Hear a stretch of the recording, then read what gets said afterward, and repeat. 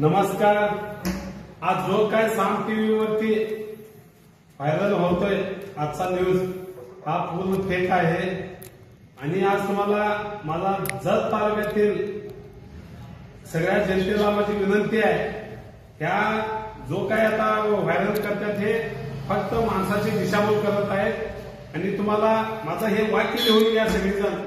आज विरोधकाला माझे आव्हान आहे, ह्याच्यासाठी माझं एकच आहे की लीड कुठं कुठं किती किती भेटणार आहे आणि प्रचंड 2 महिना मी तालुका फिरत होतो आणि तालुक्याच्या जनतेचा मला कौल माहित आहे। एकचंद गोपीचंद म्हणून कौल आहे।